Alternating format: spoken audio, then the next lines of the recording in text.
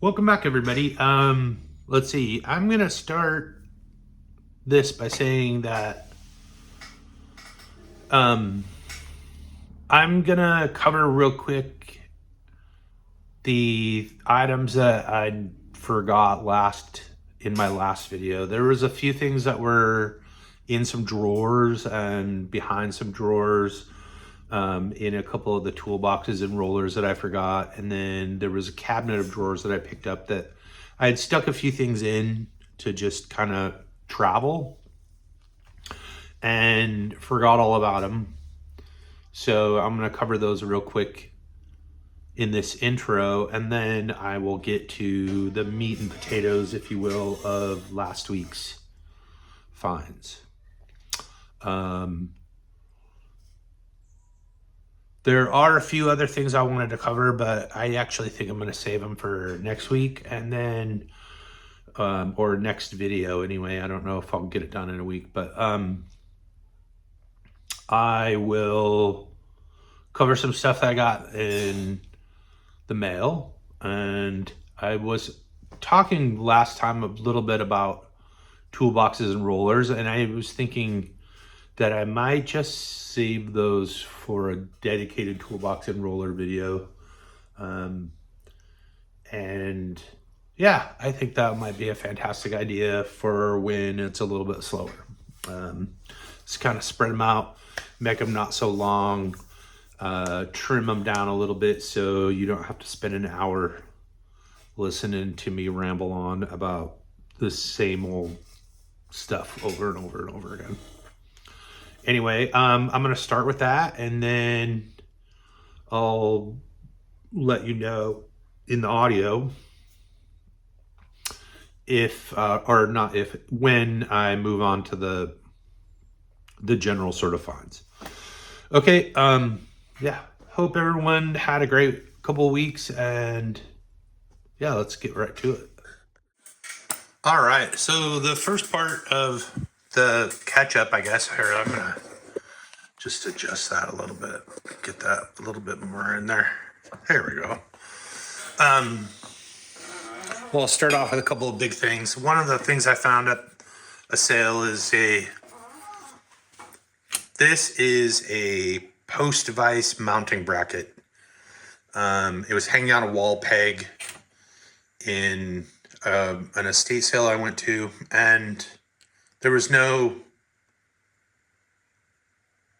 leg vise anywhere to be found, no blacksmith vise.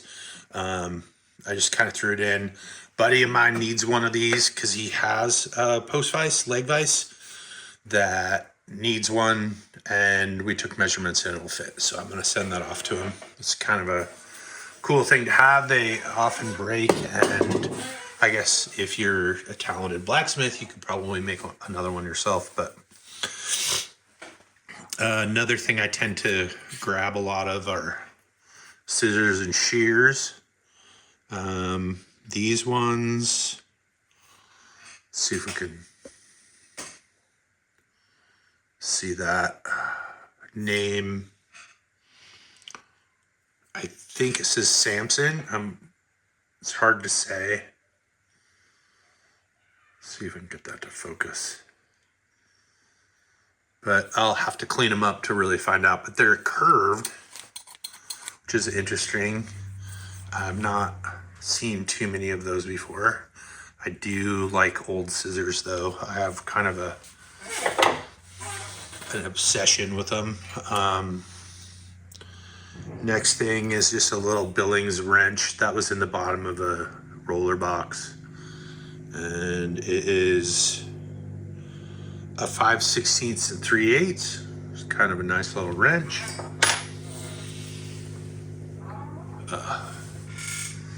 My neighbor's car. He's a teenager, and I don't know if you can hear that muffler in the background, but got a brass doorknob that was in a drawer somewhere at the same sale, but I grabbed it because it's beautiful. So anyway, and brass hose nozzle, kind of a nice little small one, very cool. Another brass hose nozzle. This one might actually be off of a fire extinguisher, not sure. It is brazed or soldered together out of 2 pieces. Very well worn, super nice patina. I have a little stack of them around here somewhere. Let's see, we got another piece of brass. It's a shell, shotgun shell. What does that say? Number 10 Winchester. Not sure if that's actually from a shotgun or if it's just a big heavy slug or not. But,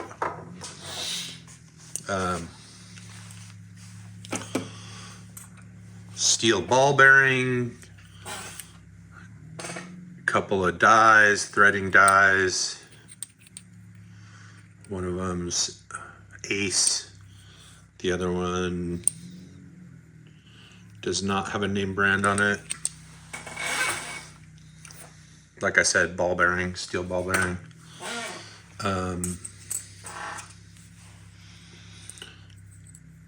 This is, so back in the day, if you put these on your keychain, I live in Washington State. This one's from, what, 59? If you put these on your keychain and you lost your keys and drop them in a mailbox,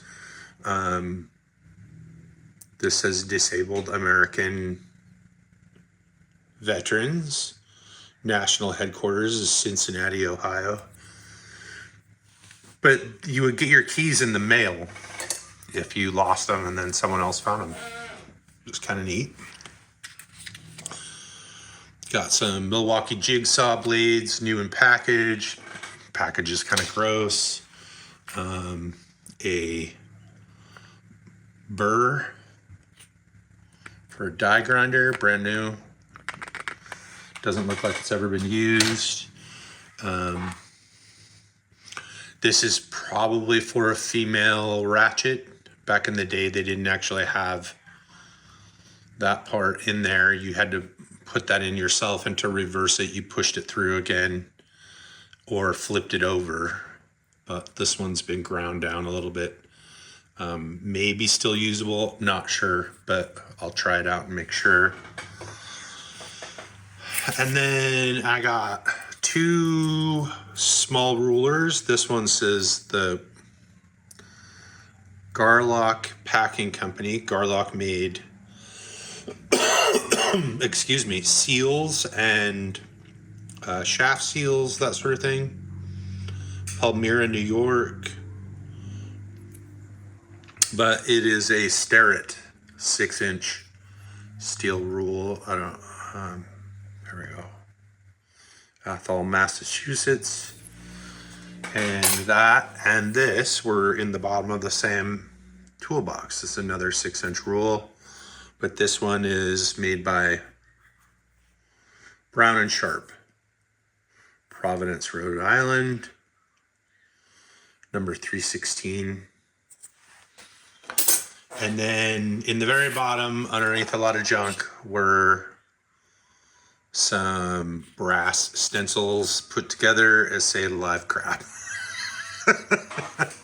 It's kind of random. I actually have several sets of these, but I don't know. I'll probably just keep this one saying live crab, hang it up somewhere amongst my junk. And then, last but not least, in the bottom of a toolbox was another Bonnie wrench, which I'd purchased the other ones from the same sale. This one is 1 1/8 combo, and it's pretty monstrously big, but in nice shape. I'll just have to clean it. And that's it for the stuff that I didn't share last time. So yeah, that stuff got overlooked, and so I thought I'd get us caught up. I'm gonna move my squeaky stool out of the way here. Next is this actual thing that the stuff is sitting on here. I'm gonna go the other way here. This is a tilt table for a milling machine. It's not branded, but it's in pretty decent shape. And I'm jiggling the camera here. All it says on it is India. But it's better than the none that I already have. So anyway, yeah. Oh, I need to learn how to operate this camera a little bit better. Got that pretty inexpensive. It was like, what, $40 or something. Anyway. Okay, so next up, let's leave this right here so we can have a little stage for stuff. At the same sale, I got this tilt table. I picked up a Union number 4.5 wood plane. This is the first Union one I've ever had. I've not had too many of them, or any of them, excuse me. And it's in pretty decent shape. The mouth has no cracks or chips. I haven't even taken it apart yet or cleaned it, but yeah, everything seems to be there and just needs a cleanup and maybe some oil. And the Japanning doesn't show any missing as far as I can tell. So that'll be a good restoration candidate. Let's see, next, a little medical container. I don't know. I like the old medical stuff. I'll probably put cotton balls or Q-tips in it in the house. I got an enamel measuring cup for the kitchen. Chantel. It's got some measuring on the inside. Actually, I might keep this in the shop because it does have a little chip in the tip there. But when I need to mix like chemicals or measure stuff out.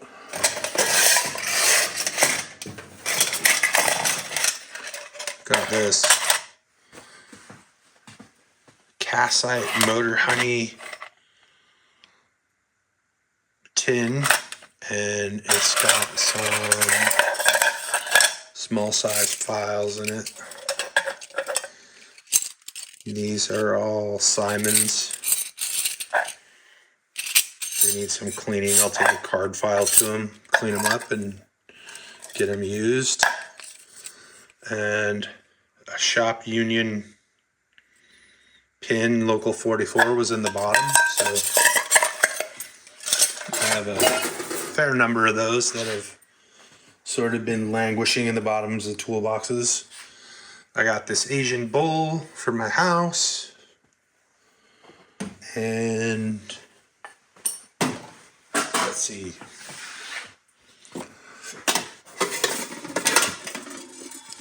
Another stainless steel medical tray with a lid. And one of the tools I found in the upcoming lot is this Franken ratchet.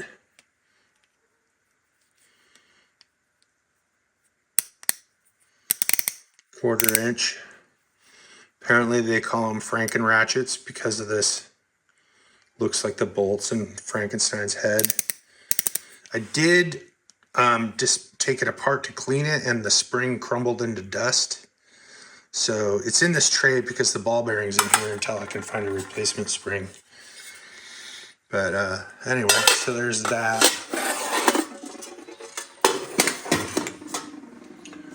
I got an old Craftsman sharpening stone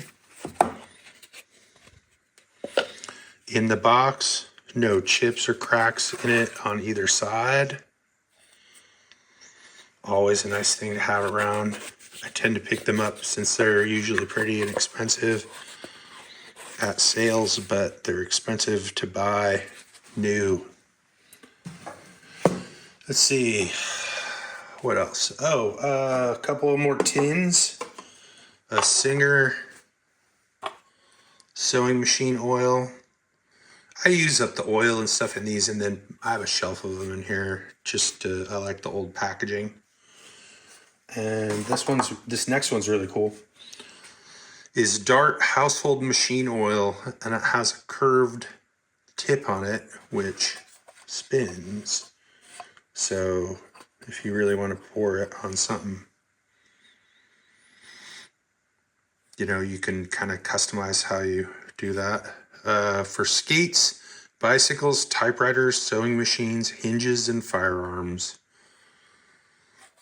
So, and I have a, kind of a soft spot for this particular shade of orange used in anything. So that is it for the loose stuff. I'm gonna grab this real quick.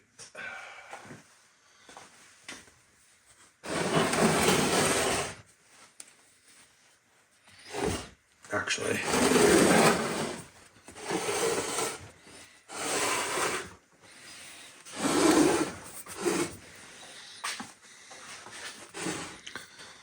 let's get this.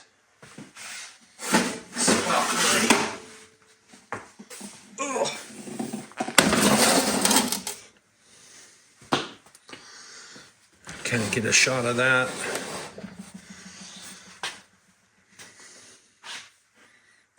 I guess I can. There we go. Let me adjust this. There. So, yeah, this metal toolbox, really love the shade of it. Somebody put a heavy duty handle on there. I don't have any idea if that was original. It looks original, but I don't know. An embossed lid. And pretty heavy gauge steel. So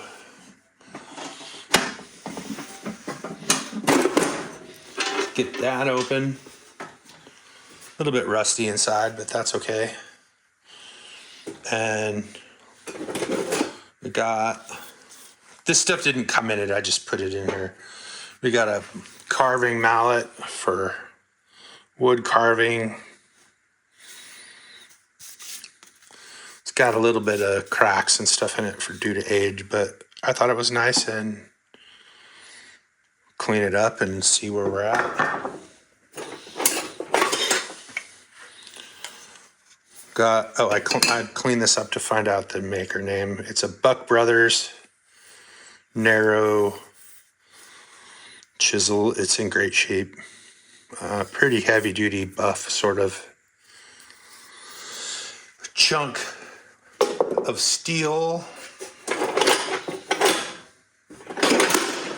Got another adjustable wrench. This one is a 15-inch forged A315 tapered handle made by Sparta USA. Don't know much about Sparta tools. I haven't really done any research yet, but I do have some sockets of theirs. And let's see what else we got in here. Couple of paint covered scrapers. This one is particularly nice handle on it. Haven't found a maker, but it's a solid all the way through with scales. So, and very stiff. High quality for sure. Some brass pins in there. This one is hard to say. It's got so much old paint on it, but love those.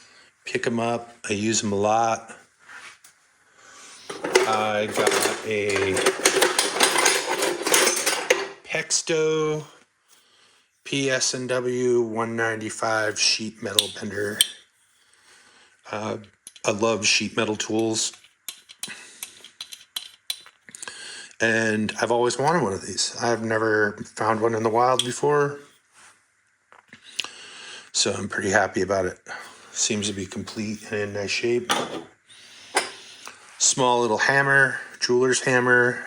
says 100 on it. But I don't know origin, country of origin, or any other maker's marks. This is an early Blue Point HS9 patent pending aluminum handle hacksaw. Thought it was kind of cool. It's got an adjustable. I believe that this is designed to take this pin out and move it if you need to make it shorter. It's complete. The wing nut's a little busted up, but that could be replaced pretty easily. Let's see what else. A 9-inch. I believe these are made by Star Tool Company. I have another one.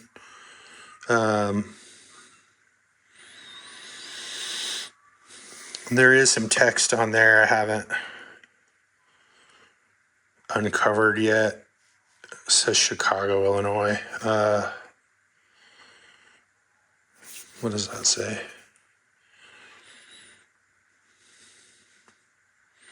Something garden quality. Not exactly sure. Beautiful cast though, and in decent shape. See.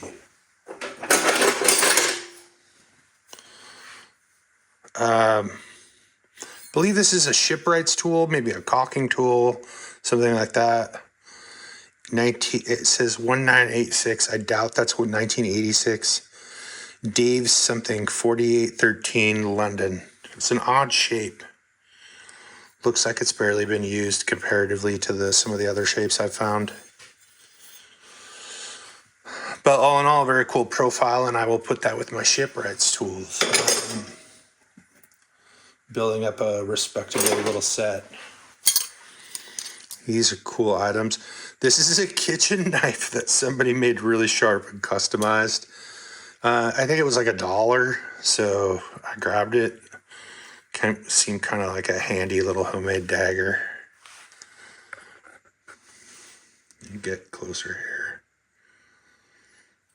Yeah, I like oddball stuff. And here we have 3-diamond Utica kind of duck-billed pliers, number 31. I'll look those up and see especially what they're called, but yeah, I mean, not going to pass those up. Some proto pliers. I don't really like these pivot kind of pliers to use them anyway, but they're proto. These ones are a little bit bigger. You take a look here. With those like 10-inch. Bigger than your standard fare, so and they were cheap, so I threw them in. I'll probably put those on eBay or something. Somebody out there is looking for them. A couple of iron flanges. A 3/4 11/16 plumb pebble wrench. Number 3035.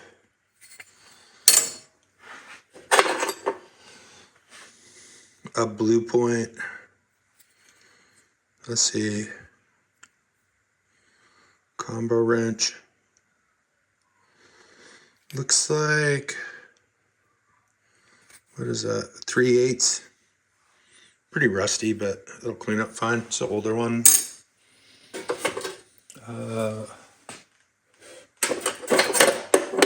What else we got? Another proto yellow-handled Phillips head screwdriver. That'll probably go to my friend Andrew if there's not one of that same size in the lot I have for him. Couple of flathead, longer screwdrivers. I think these tend to be used by gunsmiths. I have a few with some plastic handles I like, but these were kind of an interesting shape. I don't know who made them yet. I gotta clean them up and find out.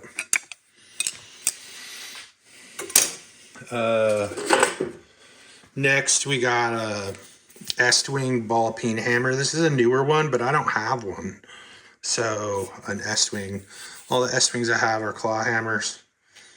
I think it was $1, so I grabbed it.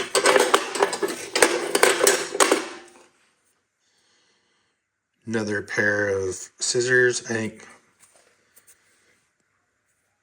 made in Taiwan. I don't know. Some beaters. File handle. Couple of adjustable wrenches. This one's a Pexto. What is that? It's 8-inch.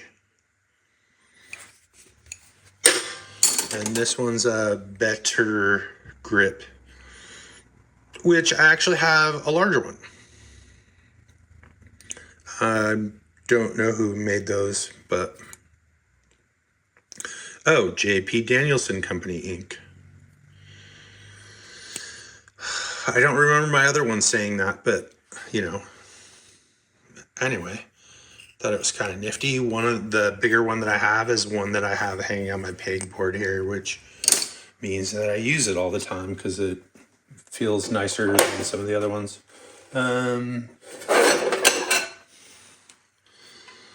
Proto 7/8 cold chisel in decent shape, not all mushroomed out.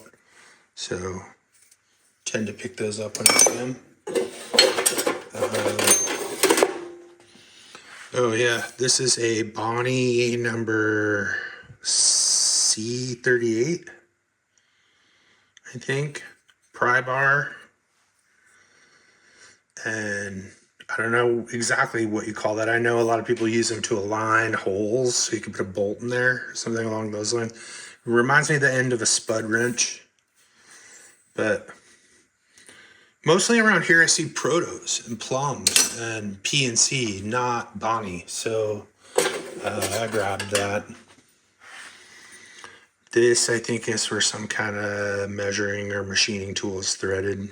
Not 100% sure. I have to test it out, see what it fits. Okay. Got this saw. Looks like it's probably some kind of limb saw, but it folds up. It's collapsible. Let's see if I can get it. There we go. With a lever. There is a maker insignia on it, but I can't see who it is. And I probably won't ever find out because whenever you go to clean the rust off of these, sometimes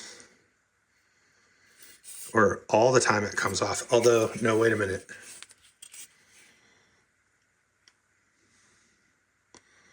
Simon's, I think.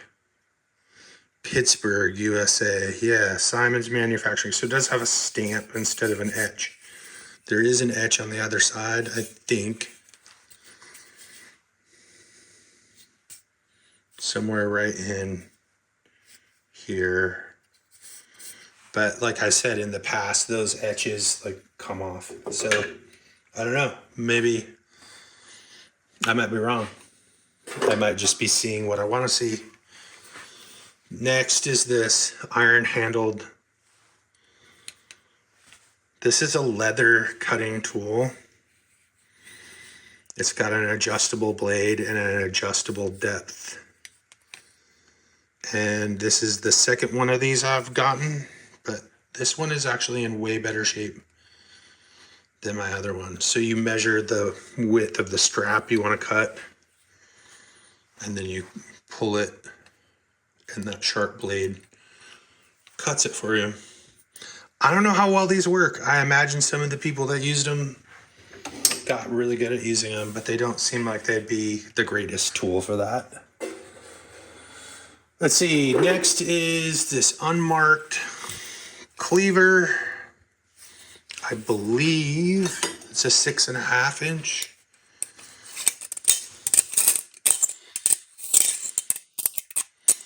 Yeah, 6.5 inch blade.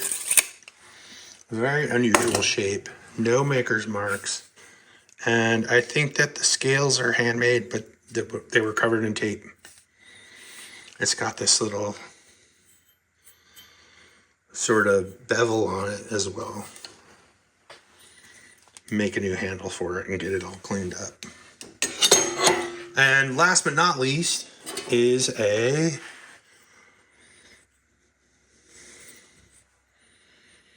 what is this? Plum, made in USA, 5265 breaker bar. And it says war finish on it. So it's got the part for the handle over here, and it's actually got a ball detent in there to hold it, which I don't have. But anyway, I'm going to clean that up and put it in my plum box and maybe build out another set. That should be pretty cool to have around. Yeah. Anyway, that's it for this one. And yeah, hope you liked everything. If you've got any likes, comments, suggestions, I don't know, tell me how wrong I am. Hope you like the videos. And I appreciate you coming by and watching them. So I'm going to keep doing them anyway. And like I said, please like, comment, and subscribe. And I'll see you next time. All right, bye.